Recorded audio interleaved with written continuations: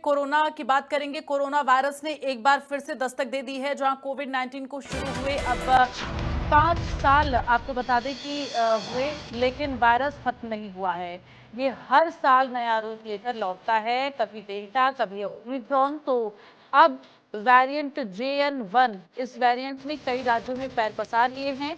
बता दें कि उत्तर प्रदेश और उत्तराखंड में भी कोविड के नए वेरिएंट JN1 के पीड़ित मरीजों की संख्या बढ़ती जा रही है। कोरोना से देश की राजधानी दिल्ली में एक की मौत हो चुकी है। गाजियाबाद, नोएडा, आगरा, मेरठ और उत्तर प्रदेश में आपको बता दें, ये वो जिले हैं जहां पर कोरोना के मरीज हैं। लखनऊ, देहरादून समेत कई अन्य जगहों पर भी कोविड के मरीज सामने आए हैं, जिसको देखते हुए यूपी और उत्तराखंड में स्वास्थ्य विभाग ने अलर्ट जारी कर दिया है। फिलहाल देश की राजधानी दिल्ली और महाराष्ट्र, कर्नाटक, हैदराबाद, आंध्र प्रदेश जैसे बड़े राज्यों में इनके सक्रिय मामले लगातार बढ़ रहे हैं। ऐसे में सावधानी बरतने की सलाह दी जा रही है। लोगों में डर का माहौल है। हालांकि अभी यात्रा पर कोई रोक नहीं लगाई गई है, लेकिन लोगों से सावधानी बरतने की अपील की जा रही है। तो लगातार कोरोना के मामले बढ़ते हुए नजर आ रहे हैं। देश भर में कोरोना से 7 लोगों की मौत हो चुकी है।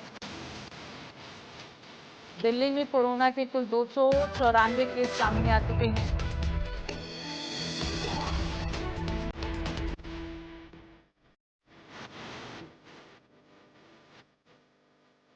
तो महाराष्ट्र में कोरोना के कुल 681 नए मामले।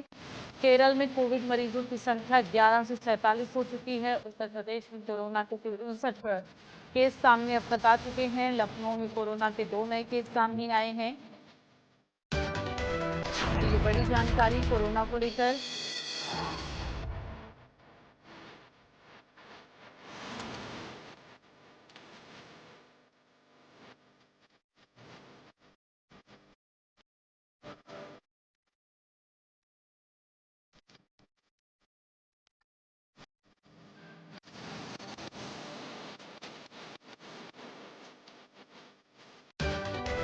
लगातार कोरोना के मामले बढ़ते हुए नजर आ रहे हैं। देश में अब तक कोरोना के कई मामले आ चुके हैं और इसी के साथ स्थिति जो है वो लगातार अब गंभीर होती हुई नजर आ रही है। 1800 से ज्यादा केस अब तक पूरे देश में सामने आ चुके हैं।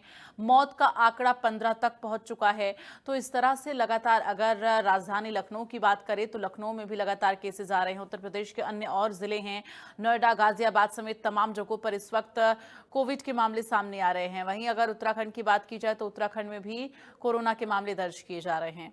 फिलहाल सबसे ज्यादा मामले केरल में सामने आ चुके हैं। महाराष्ट्र और पुणे, इन तमाम जगहों पर भी कोरोना के केसेस सामने आ रहे हैं। तो अब स्थिति जो है वो लगातार गंभीर इसलिए चूंकि कोरोना के केसेस बढ़ रहे हैं, तो मौत का जो आंकड़ा है वो भी बढ़ रहा है। इस बार जो कोरोना आया है वो JN1 वेरिएंट है और ये हालांकि बहुत ज़्यादा प्रभावशाली नहीं है, लेकिन स्वास्थ्य विभाग की तरफ से ये अपील की जा रही है कि सतर्कता बरती जाए। तो ओमिक्रॉन लगातार अब आपको बता दें, ये सब वेरिएंट है ओमिक्रॉन का JN1। तो 2023 में इस वेरिएंट की पुष्टि हुई थी। संक्रमण फैलने की वजह से अब लगातार जो है लोगों को दिक्कतें हो रही हैं।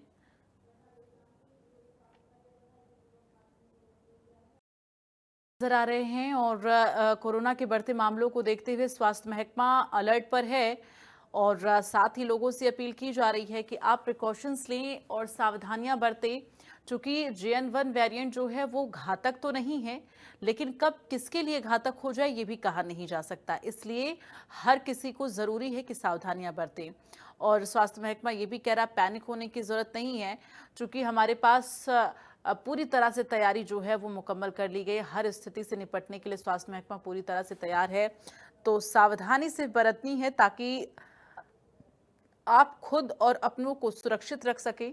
और जैसा कि 2020 और 21 में हमने भयावह मंजर देखा था कोरोना का, जब लोगों की सांसें थम रही थी, ऑक्सीजन की कमी, ऑक्सीजन लेवल लोगों का डाउन हो रहा था, तो वो दौर वापस ना आए और ऐसे में चौकन्ना रहने की ज़रूरत है। क्योंकि अभी भी जो कोरोना से जिन लोगों की जान जा रही है, कुछ लोगों में ऑक्सीजन लेवल डाउन पाया गया है। चंडीगढ़ में हुई मौत में कोरोना के पेशेंट की जिनकी मौत हुई है उनमें साफ तौर पर ऑक्सीजन लेवल उनका डाउन पाया गया। तो इस तरह की दिक्कतें लोग फेस कर रही हैं जिन लोगों की मौत हो रही है।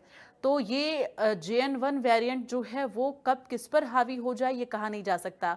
स्वास्थ्य विभाग, डॉक्टर्स ये कह रहे हैं, एक्सपर्ट ये कह रहे हैं कि ज़्यादा घातक नहीं है, लेकिन ये किसके लिए घातक साबित हो सकता है ये कहा नहीं जा सकता, क्योंकि कुछ लोगों की इम्यूनिटी जो होती है वो बेहद कमज़ोर होती है, ज़्यादा वो झेल नहीं पाते हैं, तो इस वजह से भी दिक्कतें होती हैं। और जैसा कि 2020 में हमने देखा था जब कोरोना वायरस आया था और लोगों में अफरा तफरी मची थी, उस दौरान भी जो तमाम सिम्टम्स थे कोरोना के, वही सिम्टम्स अभी भी लोगों में देखे जा रहे हैं। सर्दी, जुकाम, बुखार, सिर दर्द होना, थकान होना और खराश गले में, खांसी आना, सूखी खांसी आना, ये तमाम वो लक्षण हैं। अगर इस तरह के कोई भी सिम्टम्स आप अपनी बॉडी में फील कर रहे हैं तो आप कोरोना टेस्ट ज़रूर करवाएं।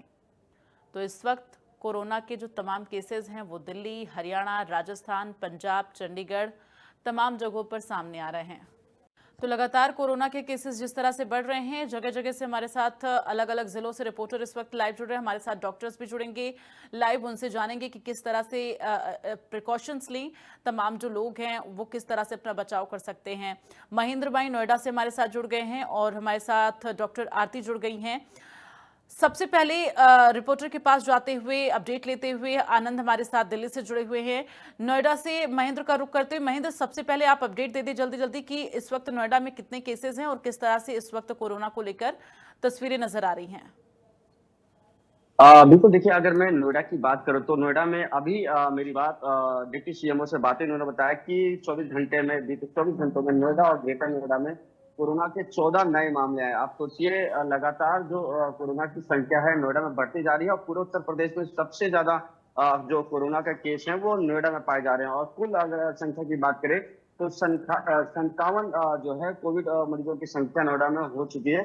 और ऐसे में देखिए, दो बात इसमें निकल कर आ रही है। पहली बात जो पॉजिटिव ये है कि कोई भी मरीज हॉस्पिटल में एडमिट नहीं है, सभी मरीजों को होम आइसोलेशन पे रखा गया, यानी कि सबका उपचार घर पे हो रहा है और तकरीबन 7 दिनों तक सबको होम क्वारंटीन का जो है डॉक्टर की सलाह है और लगातार उनको बताया जा रहा है कि किस तरीके से जब आप होम आइसोलेशन पर रहोगे तो किस तरह से आपको अपनी देखभाल करनी है, कैसे आपको सोशल डिस्टेंसिंग करनी है, आम लोग जो परिवार के अन्य जो सदस्य हैं उनसे आपको दूरी बनाए रखनी है और जो अन्य सदस्य आपके कांटेक्ट में थे उनको ये जरूर बताना है कि देखिए मेरी रिपोर्ट पॉजिटिव आई, एक बार आप भी जांच करा लीजिए ताकि ये कंफर्म हो जाए कि आपकी रिपोर्ट नेगेटिव है या पॉजिटिव है। तो ऐसे में कह सकते हैं कि पूरे उत्तर प्रदेश में सबसे ज्यादा जो केस निकल कर आ रहे हैं वो नोएडा में और आ रहे हैं और ऐसे ही चलता रहा तो मुझे लग रहा है दिल्ली और आसपास के राज्यों को भी जल्द नोएडा पछाड़ देगा, क्योंकि यहाँ गैदरिंग बहुत होती है। यहाँ जो पब्लिक है वो काम करने के लिए दिल्ली, बाहर विदेश यात्राएं और तमाम यात्राएं करते, तो इसकी वजह से काफी केसों में बढ़ोतरी हो रही है। और हमने देखा किस तरीके से जो सबसे पहले जो एक महिला मरीज आई थी, 55 वर्षीय महिला, उसके बाद अचानक हर दिन 10 से 15 केस हर दिन आ रहे थे। तो ऐसे में कहीं ना कहीं लोगों की लापरवाही भी देखने को मिल रही है और खासकर स्वास्थ्य विभाग की इसमें लापरवाही देखने को मिल रही है, क्योंकि स्वास्थ्य विभाग के द्वारा किसी तरह का कोई अवेयरनेस कैंपेन नहीं चलाया जा रहा। ठीक है महेंद्र, बने रहिए हमारे साथ जो डॉक्टर्स की टीम जुड़ी हुई है, सबसे पहले उनका भी रुख कर लेते हैं। डॉक्टर आरती, मैं आपकी तरफ आऊंगी। सबसे पहले मैं यही जानना चाहूंगी, चूंकि JN वेरिएंट जो है, कुछ एक्सपर्ट, कुछ डॉक्टर्स ये कह रहे हैं ये ज्यादा घातक नहीं है, हालांकि लोग जो हैं वो कहीं ना कहीं अब जब केसेस बढ़ रहे हैं तो डरे जरूर हैं, ऐसे में प्रिकॉशंस लेने की लोगों को जरूरत है। लेकिन JN वेरिएंट के लक्षण के बारे में और ये कितना घातक हो सकता है इसके बारे में एक बार जरा हमारे दर्शकों को बताएं। देखिए, स्टैटिस्टिक्स पूरी जनता पर लागू होती है। मान लीजिए हम जब कभी ये कहते हैं तो ये 1% से कम ही है अभी। फैटेलिटी जो है, घातक केसेस की संख्या 1% से कम है।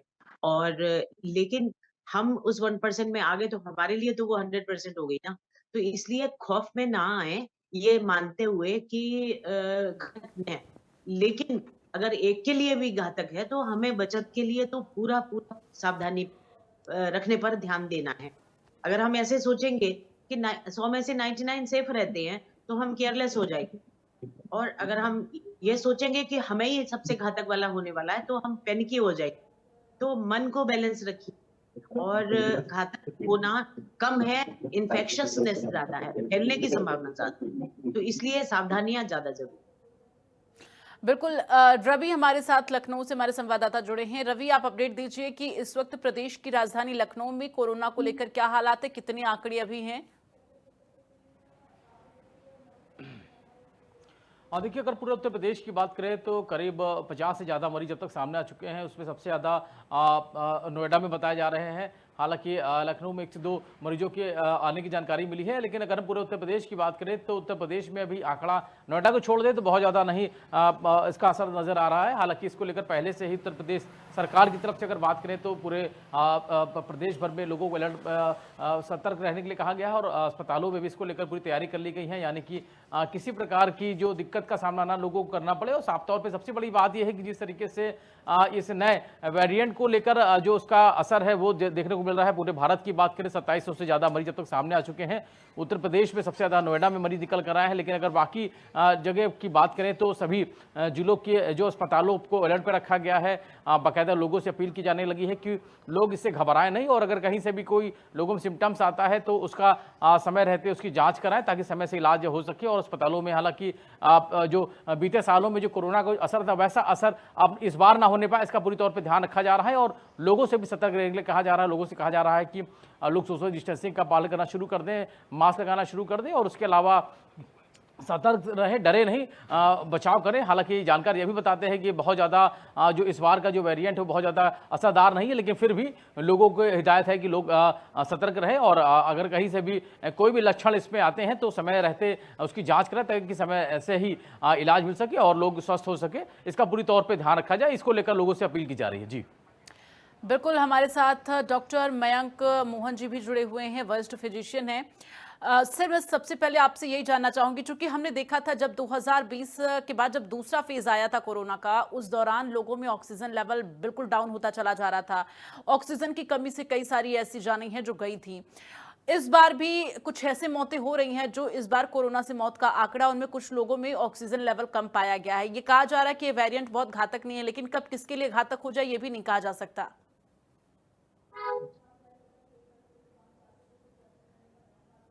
बिल्कुल सही कहा आपने। ऐसा है ना, जैसे डॉक्टर आरती ने बताया कि अगर आपका केस आप ही अगर बीमार हो गए तो आपके लिए तो वो 100% हो गया। तो डेफिनेटली पिछले बार की तरह ही हमें सावधानी बरतनी है।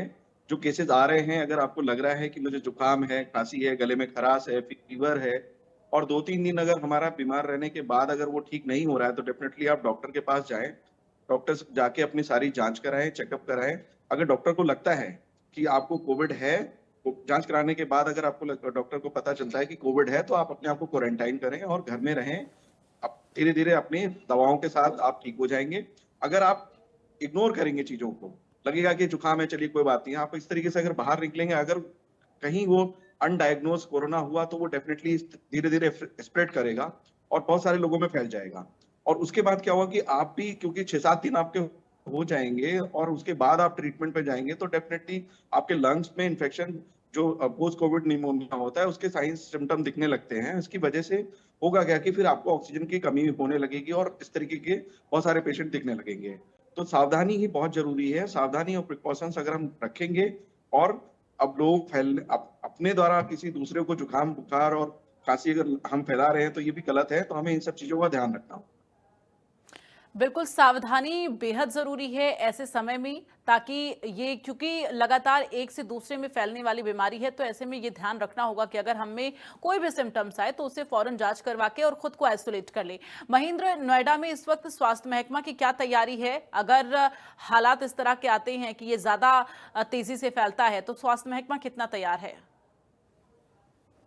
देखिए, जिस तरीके से मैंने अभी जिक्र किया कि पूरे उत्तर प्रदेश में और आसपास के इलाकों में देखें तो नोएडा में बहुत तेजी से कोरोना संक्रमित के जो केस है उसमें इजाफा हो रहा है। और दूसरी तरफ ये भी बताया कि जितने भी मरीज कोरोना से संक्रमित हैं सभी होम आइसोलेटेड है, यानी कि घर पे सबका उपचार कर रहा है। तो सबसे प्लस पॉइंट ये है। दूसरी तरफ से ये जो वायरस है काफी तेजी से स्प्रेड हो रहा है। कुछ लोगों का कहना है कि जो वायरस है बिल्कुल खतरनाक नहीं है, मगर इस वायरस की ताकत हम इसी से समझ सकते हैं कि कितनी तेजी से ये स्प्रेड हो रहा है और किसकी इम्यूनिटी पे ये वार कर दे। यानी कि सबकी इम्यूनिटी एक जैसी नहीं होती, खासकर अगर बच्चों की बात करें, बूढ़े बुजुर्ग की बात करें, क्योंकि वो ऑलरेडी कई बीमारियों से ग्रसित होती है। तो ऐसे में स्वास्थ्य विभाग का साफ तौर पे कहना है कि बार बार देखिए कि आपको भी जो है सावधानी बरतनी पड़ेगी। यानी कि जो आम नागरिक है उनकी बहुत बड़ी जिम्मेदारी इसमें होती है, क्योंकि हर बार कोई अधिकारी या कोई सरकारी यंत्र या कहें या तंत्र उनके पीछे नहीं लगा रहेगा। तो सबसे ज्यादा आपको पब्लिक गैदरिंग नहीं करनी या ऐसी जगह नहीं जानी जहां बहुत ज्यादा गैदरिंग हो रही हो, दूसरे राज्यों से लोग आए, या उस जगह नहीं जानी जहां कोरोना केस के सबसे ज्यादा केस पाए जाते हैं, जैसे कि मुंबई हो गया, गुजरात हो गया, कर्नाटक, केरल हो गया। यहाँ केसेस बहुत ज्यादा पाए जा रहे हैं। और दूसरी सबसे अच्छी बात ये बताई उन्होंने, तो देखिए अगर आपको हल्का भी जुकाम, खांसी, गले में खराश या सिर दर्द जैसे लक्षण आते हैं, तो सबसे पहले आप अपने नजदीकी अस्पताल अपने डॉक्टर को बताएं या सरकारी अस्पताल में जाके उसका उपचार कराएं। खुद डॉक्टर बनने की जरूरत नहीं, क्योंकि अधिकतर लोग क्या करते हैं, खुद डॉक्टर बनने की कोशिश करते हैं, सोचते हैं 1-2 दिन बाद अपने आप ठीक हो जाएगा। तो इस दौरान आप तो ठीक हो सकते हैं, मगर सोचिए अगर कोई ऐसा व्यक्ति है जिससे पहले ही तमाम गंभीर बीमारियां हो या उसकी इम्यूनिटी पावर ज्यादा मजबूत ना हो, तो उसके लिए समस्या उत्पन्न कर सकती है। मगर जो सबसे अच्छी बात यह है कि देखिए अब तक जितने नोएडा में मरीज पाए गए हैं सारे होम आइसोलेटेड है, किसी को भी कोई हॉस्पिटल या आईसीयू बेड की जरूरत नहीं पड़ी। तो हम भी लोगों से यही अपील करेंगे, अगर आप भीड़ भाड़ वाले इलाके में जा रहे हैं तो कोशिश करें कि मास्क चेहरे पे जरूर लगाएं और आते वक्त सैनिटाइज हाथों को जरूर करें। दूसरी तरफ कोशिश करें कि गर्म ठंडे पानी का इस्तेमाल ना करें। जैसे हम देखते हैं कि गर्मी है तो उसमें हम कोल्ड ड्रिंक, लस्सी, आइसक्रीम, तमाम चीजों ठीक है, का सेवन महेंद्र ना बने करें। रहिए, हमारे बाकी साथ रुक सावधानी करूंगी मैं आपका, और डॉक्टर आरती का रुक करूंगी मैं। मैम, अगर कोविड जिस तरह से अब फैलना शुरू हो रहा है एक बार फिर से, तो लोग अपनी इम्यूनिटी को किस तरह से स्ट्रांग करें, क्या कुछ लाइफस्टाइल फॉलो करें? क्योंकि अब देखा ये जा रहा है कि तमाम लोग ऐसे हैं जिन्हें ऑक्सीजन की भी दिक्कत हो रही है, ऑक्सीजन लेवल उनका डाउन हो रहा है।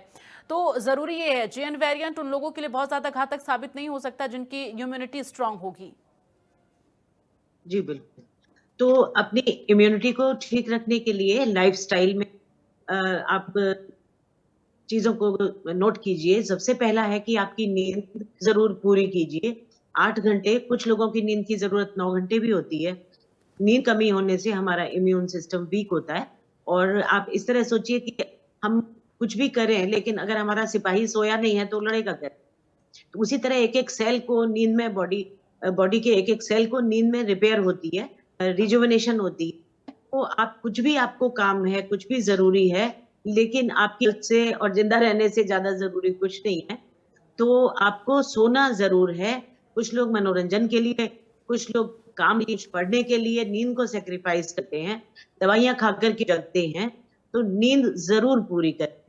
दूसरी बात, आप अपना रूटीन सूरज के उगने और डूबने के साथ एसोसिएट करें। 2 बजे, 4 बजे आप सो रहे हैं, सुबह आप 10 बजे तक सो रहे हैं, तो इम्यून सिस्टम को इससे भी आगात होता है कि आप सूरज के साथ नहीं चल रहे हैं। आपका मजबूरी है, ड्यूटीज़ इस तरीके की हैं, तो फिर दिन में आपको नींद नहीं आती, डिस्टर्बेंस होती है, घर में शांति नहीं है, तो मेलाटोनिन लगते हैं, जो कि फूड सप्लीमेंट की तरह मिलता है बाज़ार में और सेफ। मेलेटोनिन नाम की टेबलेट आप सर्च किए और ओटीसी प्रोडक्ट है, ले सकते हैं जिन लोगों की नाइट ड्यूटी है, तो दिन में 8 घंटे सोना जरूर एंश्योर। दूसरी बात, एक्सपोजर टू सनलाइट। तो एक आपका बायोरिदम हो गया कि आप देर रात तक जगना, लेट होने तक सोना, इसको बदल करके आप स्लीप शेड्यूल को भी बदलने की कोशिश करिए। उसके लिए जरूरत हो तो मेलेटोनिन की हेल्प ले सकते हैं। और फिर सन एक्सपोजर, दिन भर में मॉर्निंग आवर्स में आधा घंटे का सन एक्सपोजर भी आपको फायदा करेगा।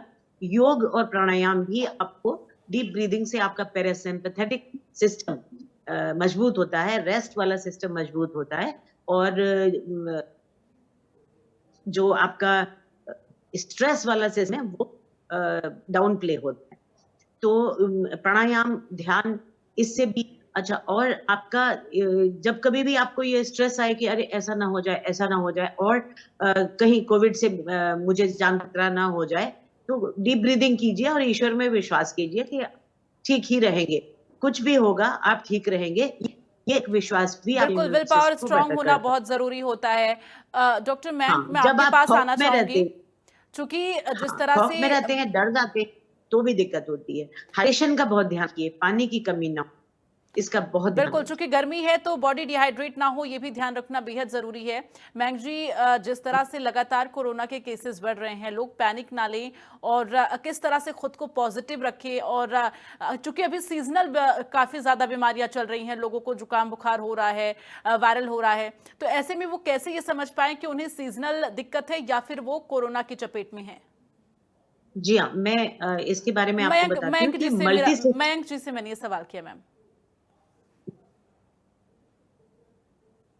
अच्छा, मैम फिर से एक बार क्वेश्चन रिपीट कर दीजिए। सर, मेरा सवाल ये था कि अभी सीजनल बीमारियां भी बहुत चल रही हैं, चूंकि अब बारिश का सीजन भी शुरू हो रहा है, तो इस तरह से अच्छा, कई हाँ और बीमारियां शुरू हुई। कैसे लोग ये फर्क कर हाँ, पाएंगे कि वो मैंने कोरोना की मैंने चपेट में या मैंने सीजनल बीमारी? मैं बताता हूँ।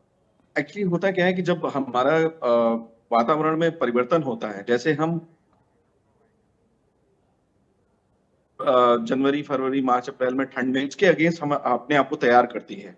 जैसे ही वातावरण में परिवर्तन होता है, जैसे मार्च, अप्रैल के की तरफ बढ़ते हैं, तो हमारे क्या होता है कि अचानक से हम ठंडा पानी पीने लगते हैं, अचानक से हम एसी चलाने लगते हैं, तो बॉडी हमारी एक्लिमेटाइज करती है। एक्लिमेटाइज